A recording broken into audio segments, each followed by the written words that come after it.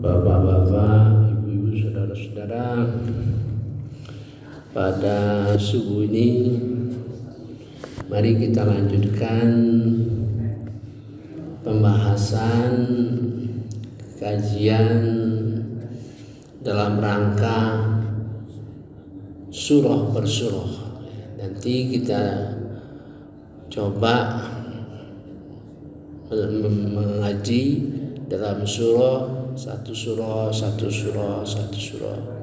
karena pesan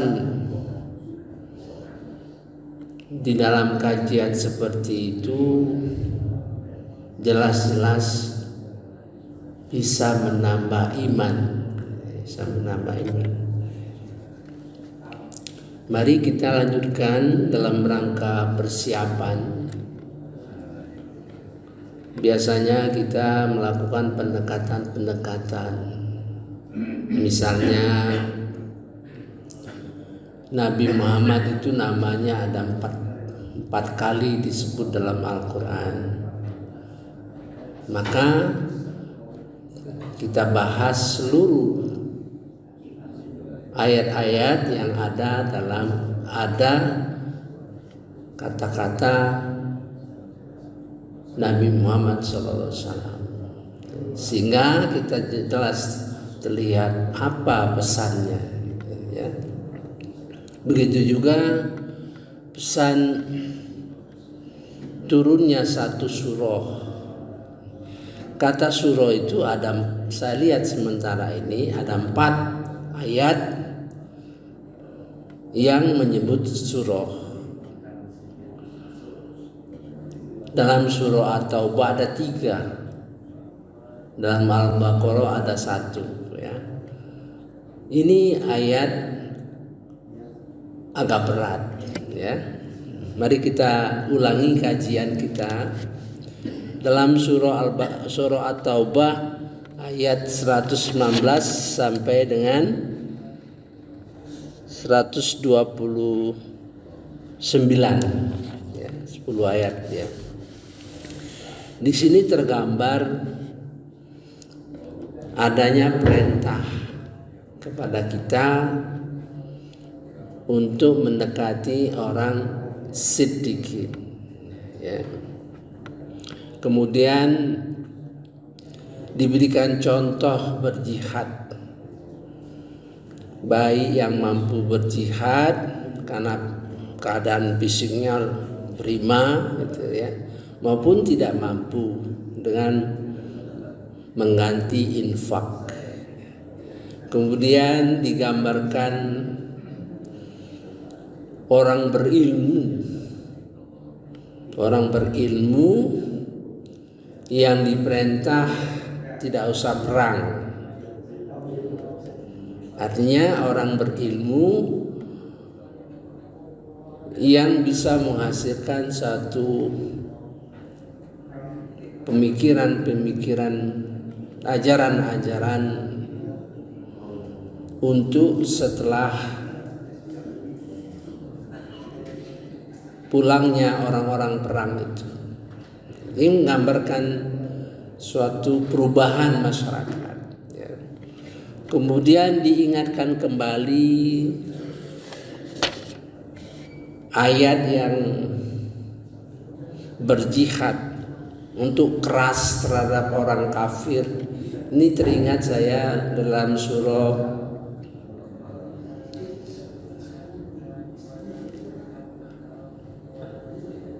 Muhammad kalau tidak salah, di mana Rasulullah menggambarkan suatu masyarakat yang sudah terbentuk di dalam masa beliau. Artinya untuk mencapai itu, prestasi seperti itu harus diusahakan masyarakat kita bisa tumbuh seperti masyarakat di zaman Nabi Muhammad SAW, ya. Kemudian turun ayat mengenai satu surah ini, ya. Itu menggambarkan kita persiapan keilmuan untuk menghadapi orang kafir. Dan memang sedang terjadi saat ini, ya. Orang kafir itu ingin menjatuhkan Al-Quran. Bagaimana mereka membahas mengenai aku dan kami, ya.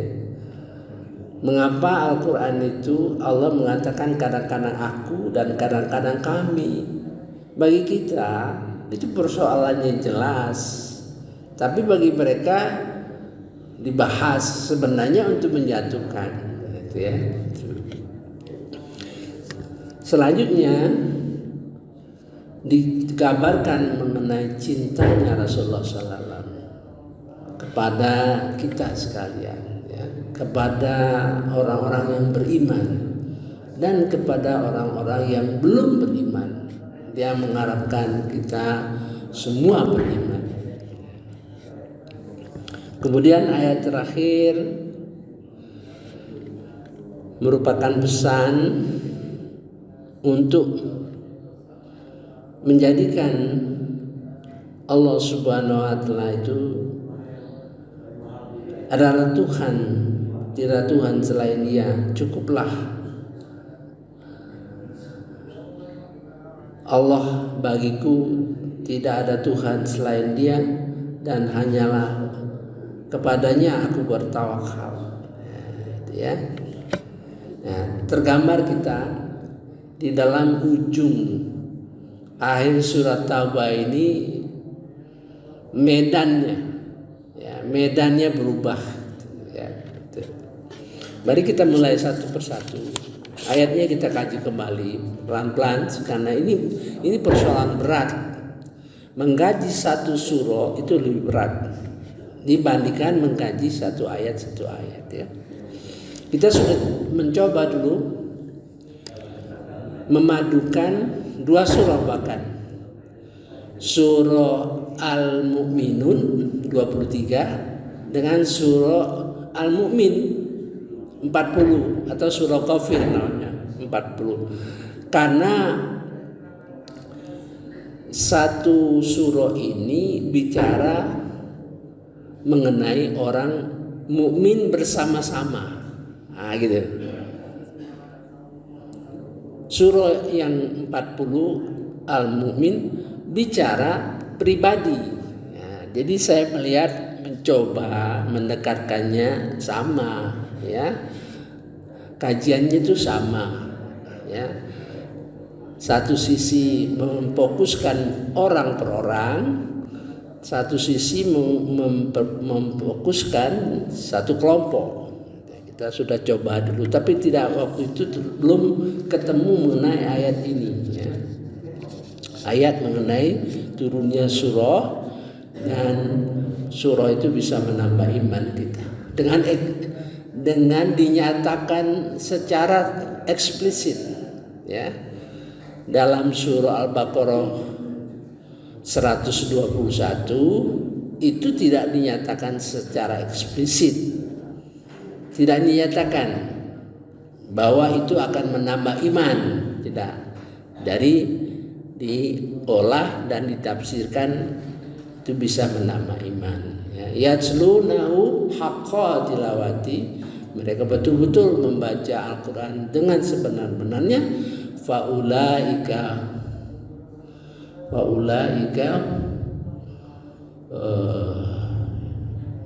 yu'min, ya, mereka itulah yang beriman. Nah, jadi tafsiran ayat tersebut ditafsirkan bahwa semakin banyak ayat-ayat yang masuk ke dalam hati kita, maka bertambah iman, ya. Dari sisi input masukan. Tapi Rasulullah menggambarkan bahwa bertambah amal, orang yang bertambah iman itu bertambah amalnya. Jadi Rasulullah menjelaskan dari segi keluaran. Ya biasa Rasulullah selalu memberikan kemudahan untuk mengerti, kan? Jadi dari sisi input Al-Quran, bertambahnya ayat-ayat di dalam dada kita, dari sisi output bertambahnya amal. Sudah pasti ilmu itu mendorong amal, ya. Ilmu itu mendorong amal, ya. Amal itu di dalam Al-Quran dikategorikan dalam 4 kelompok besar. Satu, amal fisik, badan kita, raga kita. Kedua, amal yang bersifat materi dan non materi, ya.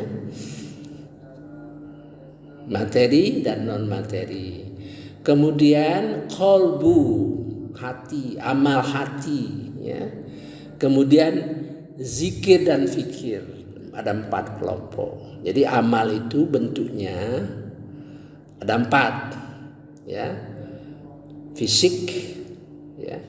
Kemudian materi dan non materi, kemudian hati, kemudian zikir dan fikir. Nah, kalau satu amal komponen itu bergerak, maka amal itu meningkat.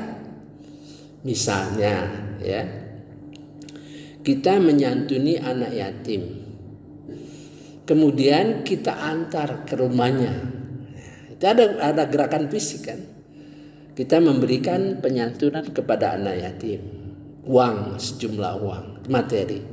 Tapi kita antarkan ke rumahnya. Nah, itu fisik, ya, fisik kita bergerak. Kemudian sampai di sana perasaan kita, hati kita terenyuh, ya, melihat keadaan mereka, rumahnya kecil, hidupnya. Nah, qalbu kita bergerak untuk lebih kuat lagi memberikan santunan kepada mereka. Itu qalbu kita bergerak. Nah, itu amal kita juga meningkat. Kemudian kita pikir bagaimana caranya meningkatkan sisi bantuan santunan kepada mereka. Kita pikir mengajak teman. Nah, jadi itu proses meningkatkan amal dilihat dari bobot Al-Quran, ya. Mari kita baca lagi. Ya ayyuhalladzina amanu taqullah. Hai orang-orang yang beriman, bertakwalah kepada Allah. Itu suatu proses tersendiri, ya. Kemudian wa kunu ma'as-shadiqin. Dan hendaklah kamu bersama-sama dengan orang yang shadiqin, orang siddiqin, ya. Dalam pelaksanaan, ya, saya contohkan, saya membaca ayat itu berkewajiban juga untuk dekat sama orang shadiqin, ya. Nah, saya mencari guru, ya. Temulah guru yang lebih paham, lebih mumpuni, lebih berilmu, lebih semangat jihadnya tinggi, dan saya bercampur sama kelompok-kelompok itu, ya. Jadi ini pesan supaya kita tetap mendorong diri kita untuk belajar, kalau bisa mengajar, menyampaikan, ya, berbagai cara, ya. Mengajar, menyampaikan itu berbagai cara. Dengan cara misalnya memberi contoh yang baik, itu sudah menyampaikan, ya. Kemudian belajar lagi, ngajar, belajar lagi, ya. Kemarin saya ketemu dengan satu kalimat yang diberikan oleh seorang penafsir yang top.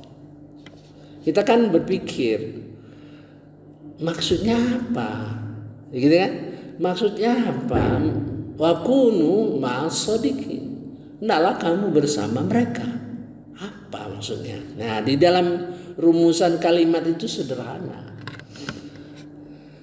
Jika kamu tidak bisa menjadi orang mulia, ya, seperti mereka, nah, itu. Jika kamu tidak bisa menjadi orang yang mulia berilmu seperti mereka, ya. Maka tirulah mereka sedapat mungkin. Nah, gitu kan? Jika kamu tidak dapat meniru mereka, artinya kita biasa-biasa saja, orang biasa-biasa saja, bersamalah dengan mereka dan jangan tinggalkan mereka. Itu lengkap, itu suatu pemahaman yang cukup, ya. Jika kamu tidak bisa meniru mereka karena terbatas, ya, maka bersamalah dengan mereka dan jangan tinggalkan mereka. Nah, gitu. Jangan tinggalkan orang shodikin. Jadi minimum kita lakukan, ya, jangan tinggalkan mereka. Ya, mudah-mudahan dalam mengikuti pengajian, mudah-mudahan Allah menerima itu sebagai ma'as-shodikin, ya. Jadi ayat ini mengajak kita bercita-cita menjadi orang yang mulia dalam pengertian siddiqin, ya. Kemudian kalau tidak bisa meniru, ya, kalau tidak bisa meniru, ya sudah, bersama mereka dan jangan tinggalkan mereka, gitu, ya. Jadi saya kira lengkap itu, pengertian yang lengkap, ya. Nah, kita teruskan. Amanut taqullah, beriman dan bertakwa kepada Allah. Ini diberikan contoh 2 ayat. Nah, ini contoh yang paling keras, yang paling ekstrim, ya. Oke.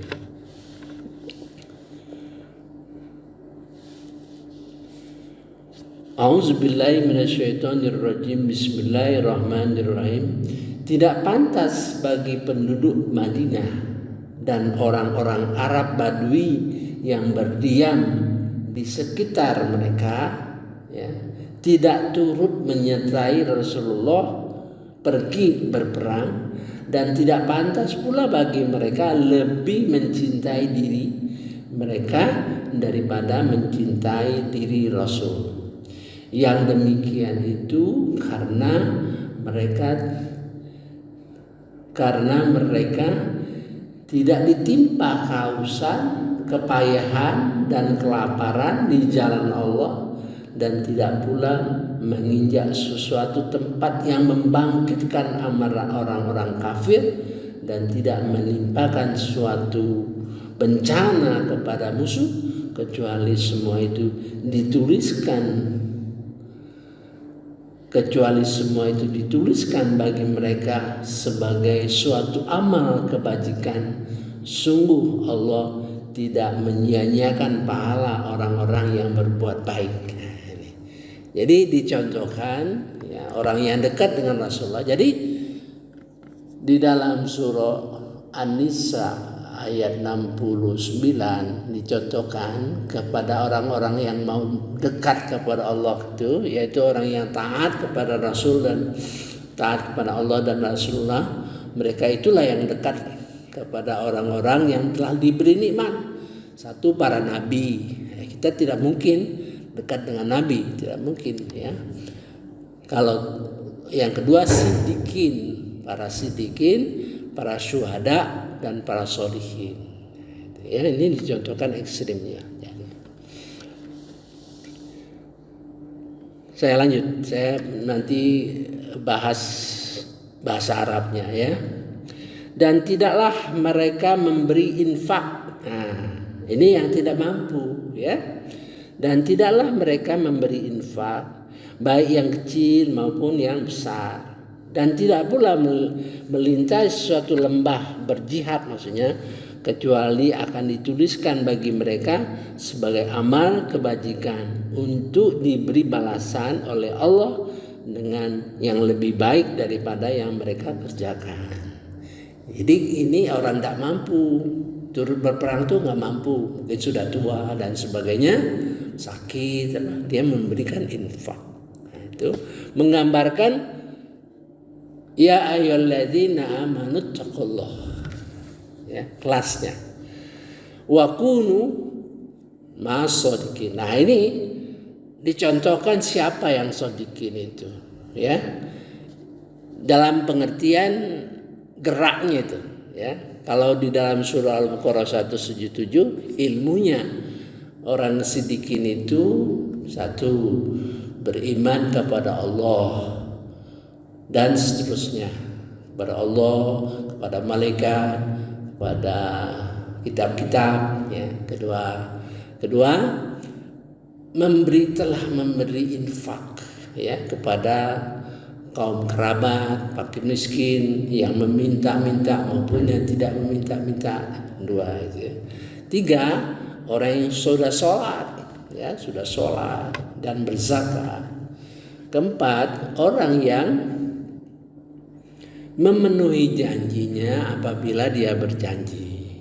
Kelima adalah orang yang sabar.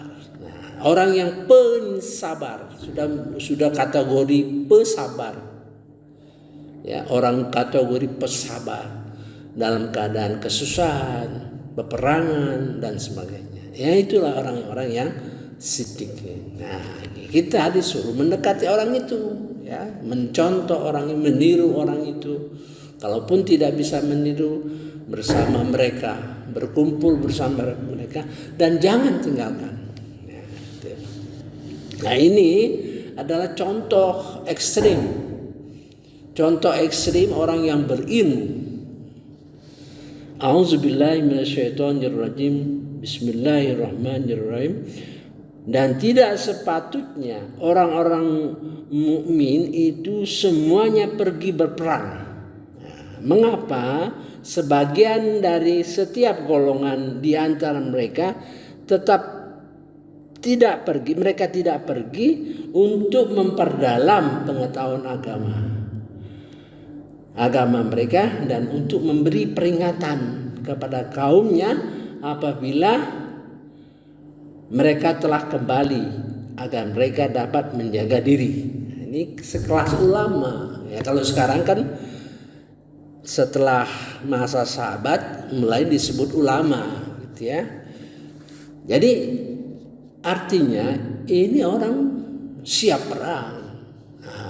Kalau kita katakan ulama sekarang, ya ulama yang siap perang, ya berperang, atau tidak berperang tapi memperdalam ilmu agama, ya, untuk memberikan fatwa-fatwa karena terjadi perubahan ekonomis dan kehidupan sosial. Kalau perang kan akan terjadi perubahan di dalam kehidupan masyarakat, baik dalam ekonomi dan sosial, sehingga dibekali dengan pengetahuan, dan pengetahuan itu digali. Nah, gitu. Saya kira berat ini, ya, tapi insya Allah kita bisa menyelesaikannya dengan baik, ya. Nah, sekarang kita uji seorang ulama itu, wa ma kanal mu'minun, maka tidaklah patut orang-orang mukmin seluruh liyanfiru kafah, semuanya berperang, tidak mesti. Falaula nafara min kulli firqatin minhum ta'ifatu, ya, maka sebagian dari mereka, setiap golongan-golongan, firqah dari mereka itu berkelompok.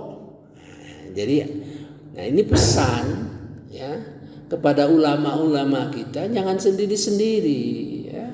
Seluruh disuruh perintah berkelompok, kelompok A, kelompok B, kelompok C, ya, sehingga mereka berkumpul bersama-sama. Nah, gitu. Liyatafaqahu fid-din, untuk belajar memperdalami agama, sehingga apa yang dihasilkan itu karena dia berkelompok, ya, kelompok besar, maka insya Allah apa yang dihasilkan itu jadi lebih bermutu, ya, lebih bermutu. Pemikiran dari kelompok jauh lebih baik dari pemikiran individu. Ini pesan ulama-ulama untuk berkelompok-kelompok, ya. Waliyunziru untuk mengingatkan kaum, kalau kaum ya artinya kelompok besar, diingatkan itu kelompok besar. Tentu fatwa-fatwa mereka adalah fatwa-fatwa yang memenuhi kepentingan bersama, berat artinya kan itu. Idza raja'u ilaihim, ketika mereka kembali ya. Jadi bagaimana kalau perang, ada yang janda, ada yang yatim, ada yang kesulitan ekonomi. Kalau menang perang, kalau kalah perang lebih dahsyat lagi gitu. La'allahum yahzarun, agar mereka dapat menjaga diri ya. Saya kira cukup dulu ya sebagai suatu gambaran betapa beratnya membahas Al-Quran surah per surah ya. Subhanakallahumma wa bihamdika asyhadu an la ilaha illa anta astaghfiruka wa atubu ilaik. Wallahu a'lam. Wassalamualaikum warahmatullahi wabarakatuh.